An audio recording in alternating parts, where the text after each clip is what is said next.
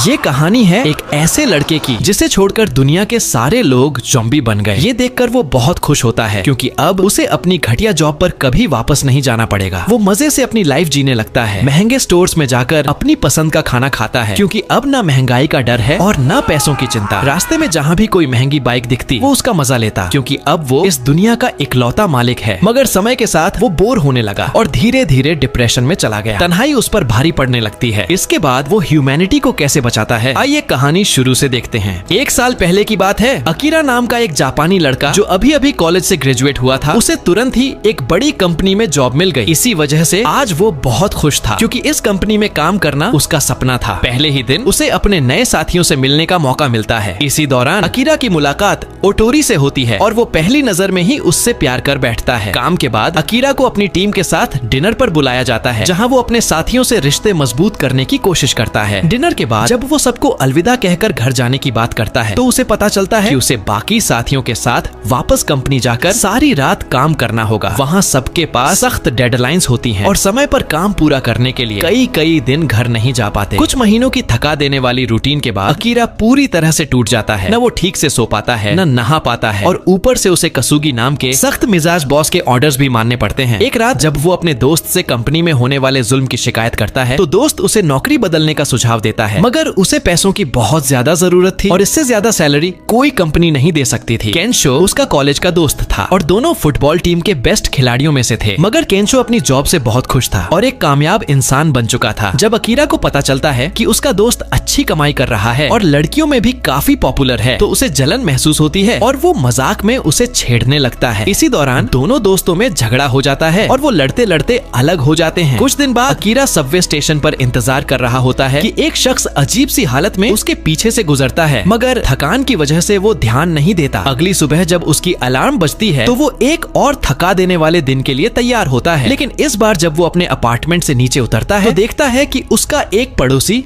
अपनी बीवी को खा रहा है। वो बूढ़ा आदमी एक ज़ॉम्बी बन चुका था। अचानक उसने अकीरा का पीछा शुरू कर दिया, इसलिए वो जान बचाकर भागने लगा। रास्ते में नए ज़ॉम्बी सामने आ गए, मगर वो किसी तरह छत पर पहुंचा और लोहे की रेलिंग के उस पार छलांग लगा दी, जिससे सारे ज़ॉम्बी रुक गए। उसने आसमान की तरफ देखा, एक जलता हुआ जहाज जमीन की ओर गिर रहा था। वो समझ गया ये कयामत की शुरुआत है, लेकिन एक बात उसके दिल को बहुत खुश कर गई। अब उसे दोबारा नौकरी पर नहीं जाना पड़ेगा। ये सोचकर वो मुस्कुराए, हाथ हवा में उठाए और तय किया कि अब वो सब करेगा जो हमेशा करना चाहता था। उसी पल उसे ओटोरी याद आई। उसने तुरंत ओटोरी को मैसेज भेजा। कुछ ही सेकंड बाद ओटोरी ने जवाब दिया कि तुरंत मेरे घर आ जाओ, मुझे ज़ॉम्बीज़ ने घर में घेर रखा है। ये देखकर वो और भी खुश हो गया, इसलिए ज़ॉम्बीज़ से बचते हुए बिल्डिंग की पाइप्स से नीचे उतरने लगा। तभी उसे अपना पड़ोसी कपल दिखा जो अभी भी जिंदा था। महिला प्रेग्नेंट थी, इसलिए लड़के ने वादा किया कि वापसी पर उनके लिए कुछ सामान लाएगा। फिर उसने ईयरबड्स लगाए, साइकिल पकड़ी और ओटोरी के घर की तरफ निकल पड़ा। रास्ते में ज़ॉम्बीज़ का एक बड़ा झुंड उसके पीछे लग गया। वो तेजी से पैडल मारता हुआ आगे बढ़ा। मंजिल पर पहुंचकर उसने देखा कि ओटोरी के अपार्टमेंट का दरवाजा खुला हुआ है। वो अंदर गया ताकि देख सके वो ठीक है या नहीं। अंदर उसकी कोलीग ओटोरी ने बताया कि वो अकेली नहीं है और सामने कंपनी का प्रेसिडेंट यानी उनका बॉस खड़ा था जो अब एक ज़ॉम्बी बन चुका था। अचानक उसने दोनों पर हमला कर दिया। अकीरा ने हिम्मत दिखाई, झपटकर बॉस को जमीन पर गिरा दिया। इसी दौरान ओटोरी गुस्से में आ गई और उसके सिर पर कई वार कर दिए क्योंकि वो उसे धोखा दे चुका था और अपनी बीवी को छोड़ने का वादा तोड़ चुका था। उसी पल अकीरा को सच्चाई पता चली। ओटोरी उसके बॉस की प्रेमिका थी। ये जानकर उसका दिल टूट गया क्योंकि वो उसे दिल ही दिल में प्यार करता था। अचानक ओटोरी के शरीर पर काटे गए जख्मों से इन्फेक्शन फैल गया और कुछ ही पलों में वो खूबसूरत लड़की एक डरावनी ज़ॉम्बी में बदल गई। अब ओटोरी ने भी अकीरा पर हमला कर दिया, मगर वो किसी तरह बच निकला और वहाँ से जाने लगा। जाते जाते वो आखिर में ओटोरी से दिल की बात कह देता है कि मुझे पहले दिन से ही तुमसे प्यार था। शाम को घर लौटते वक्त उसे एक और झटका लगा। सुबह जिस कपल से वो मिला था अब उनका घर भी खाली था। उनके अपार्टमेंट में जाकर देखा तो पता चला कि शायद वो भी ज़ॉम्बीज़ का शिकार बन गए थे। दरवाजा टूटा हुआ था और अंदर पूरी तबाही फैली हुई थी। उनके जिंदा बचने का कोई निशान नहीं था। उसी रात तबाह हुई दुनिया को देखकर अकीरा के मन में ख्याल आता है कि एक दिन वो भी ज़ॉम्बी बन जाएगा, तो क्यों न मरने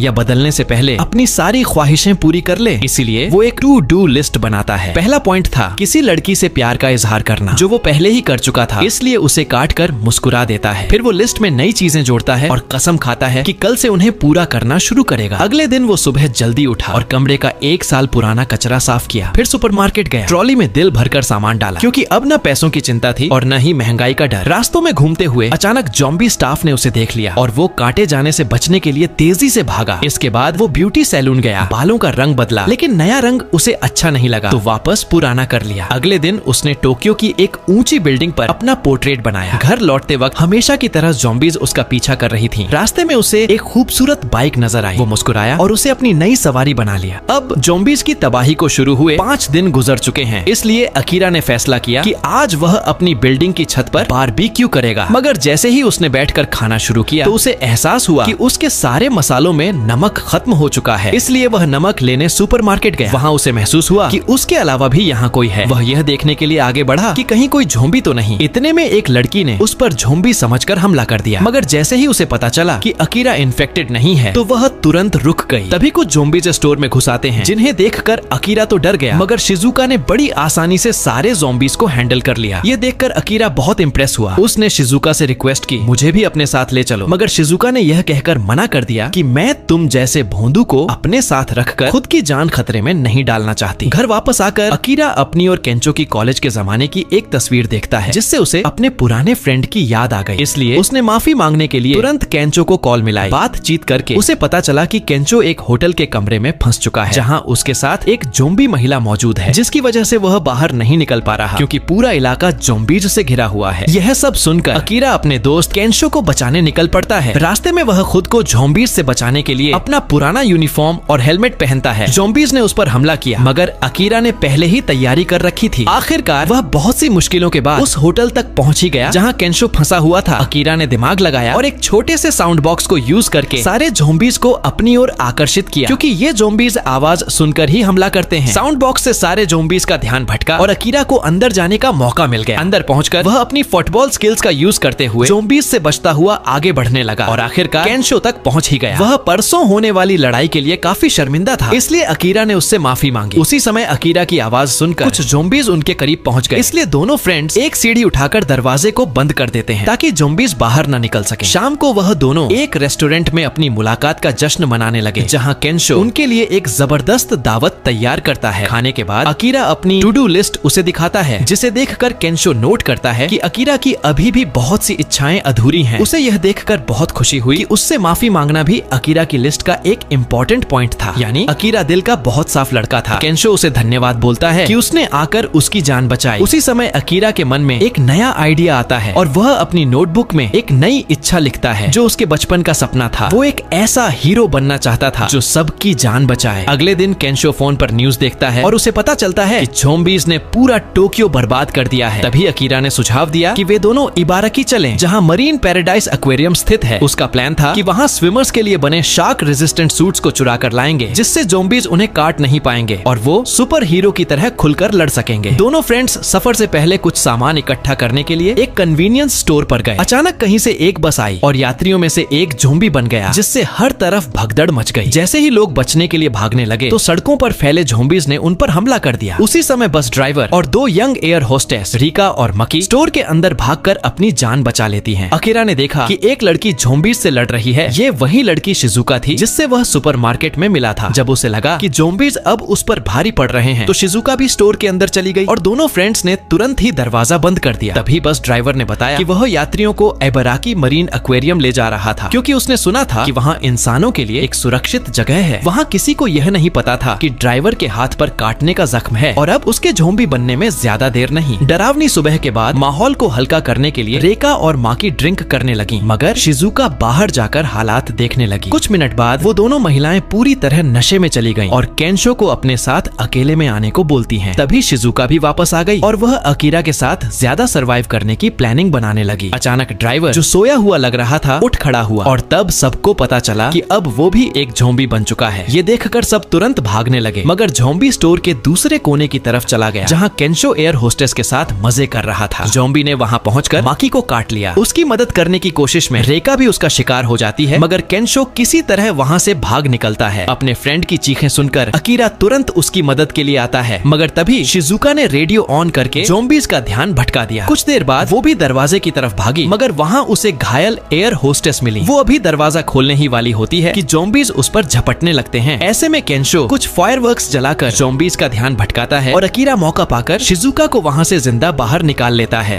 स्टोर से निकलने के बाद अकीरा, शिजुका और केंशो को एक्वेरियम तक पहुंचने के लिए कोई गाड़ी ढूंढनी थी, मगर उनमें से कोई भी गाड़ी स्टार्ट नहीं हो रही थी। आखिरकार एक ट्रक स्टार्ट हो गया और तीनों फ्रेंड्स बाल बाल बचते हुए वहां से निकल गए। तीनों की मंजिल एक ही थी, इसलिए उन्होंने फैसला किया कि आगे का सफर मिलकर करेंगे और रास्ते में खूब मौज मस्ती करेंगे। रास्ते में वे लोग सर्फिंग बोर्ड पर योगा करते, पैराशूट के साथ खेलते, फायरवर्क्स जलाते और गर्म झील में नहाते। समय बीतने के साथ तीनों की दोस्ती गहरी होती गई और तीनों एक टीम की तरह एक हो गए। 10 दिन बाद वे लोग आखिरकार एक्वेरियम पहुंच ही गए। तभी उनके ट्रक का टायर पंचर हो गया और अकीरा सर टकराने की वजह से बेहोश हो गया। होश में आने पर वह हैरान रह गया क्योंकि उसका पुराना बॉस कसूगी उसके सामने खड़ा था, जिंदा और पहले से ज्यादा शक्तिशाली। अब वह एक बड़े ग्रुप का लीडर बन चुका था, जिसने अपनी कंपनी के लिए एक सुरक्षित कैंप बना रखा था जहां सबको वहां डिफरेंट कामों में बिजी रखा जाता था। यह एक छोटी कंपनी जैसी लग रही थी। तभी उसे अपने पड़ोसी कपल दिखाई दिए। उन्हें जिंदा देखकर वह बहुत खुश हुआ। उस जगह रहने वाले लोगों को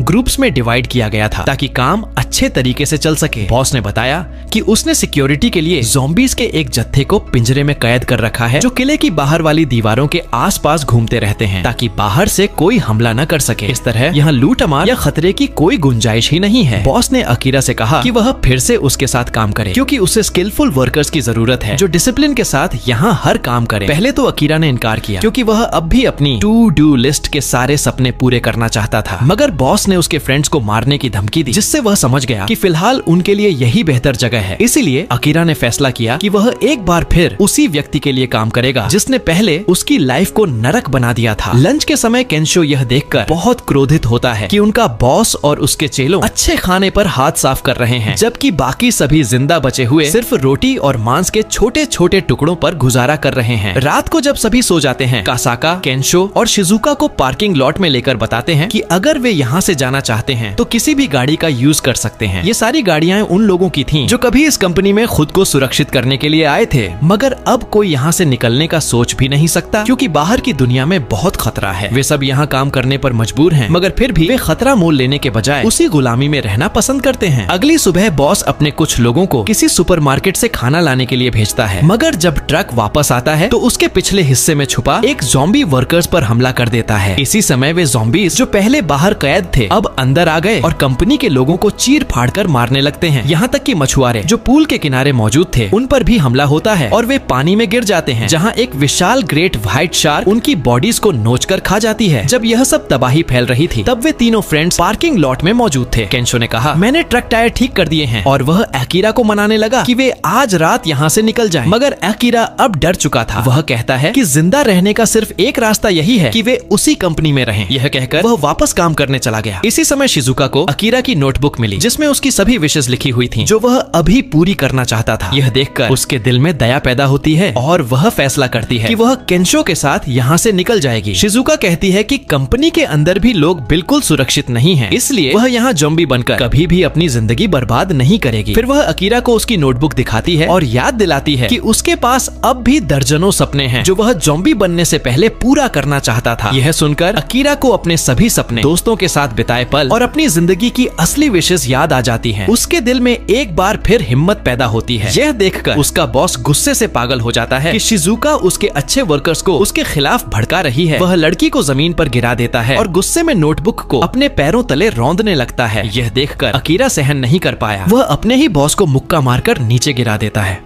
और नोटबुक वापस लेकर उसके सामने रिजाइन कर देता है। इसी समय ज़ॉम्बीज़ की भीड़ अब गोदाम के अंदर तक भी पहुंच गई। बॉस अपनी जान बचाने के लिए अपने वर्कर्स को आगे धकेल देता है ताकि वे ज़ॉम्बीज़ के हाथों फंस जाएं और वह खुद भाग निकलता है। वहीं अकीरा सबको सुरक्षित जगह तक पहुंचाने में मदद करता है और तब तक अंदर नहीं आता जब तक सभी सुरक्षित न हो जाए। कुछ देर बाद सभी लोग एक बड़े वाटर टैंक के पास पहुँचते हैं जहाँ केंशो गुस्से में आकर बॉस पर हमला कर देता है। वह चीखते हुए कह रहा था कि एक लीडर कभी अपनी टीम को अकेला नहीं छोड़ता। इसी समय वाटर टैंक से एक ग्रेट व्हाइट शार्क बाहर आती है और एक वर्कर को निगल जाती है। सबकी सिट्टी उड़ गई जब उन्हें पता चलता है कि वह शार्क भी अब एक ज़ॉम्बी बन चुकी है। शिजुका ने सबको शांत करते हुए कहा, चिंता मत करो, मछलियां तो पानी से बाहर निकलने के बाद हमला नहीं कर सकती। लेकिन अगले ही पल सबके रोंगटे खड़े हो गए क्योंकि शार्क के पेट से मानव टांगे निकल आईं जो उसे जमीन पर भी दौड़ने योग्य बना देती हैं। ये देखकर सभी लोग जान बचाने के लिए भागने लगे। तभी अकीरा एक पेंट्री का दरवाजा खोलकर सबको अंदर छिपने को कहता है, मगर उनका बॉस बॉस बाहर फंस गया। वह चुपके से भागने की कोशिश करता है मगर गलती से शोर कर बैठता है, जिससे ज़ॉम्बी शार्क उसकी ओर आकर्षित हो गई। अपने बॉस को मरते देख भी अकीरा के दिल में इंसानियत जागती है। वह जानता है कि अगर उसे वास्तव में हीरो बनना है तो उसे अपनी जान खतरे में डालकर हर इंसान को बचाने का साहस पैदा करना होगा। बचाव के लिए निकलने से पहले अकीरा की नजर उस डाइविंग सूट पर पड़ती है जो शार्क के काटने से बचाता है। वह तुरंत उसे पहन लेता है और ठीक उसी समय जब शार्क बॉस को निगलने वाली थी, अकीरा ने उसे बचा लिया। मगर अब वह खुद शार्क के साथ फंस चुका था। यह देखकर उसका बॉस भागने की कोशिश करता है और गलती से बाहर का दरवाजा खोल देता है, जिससे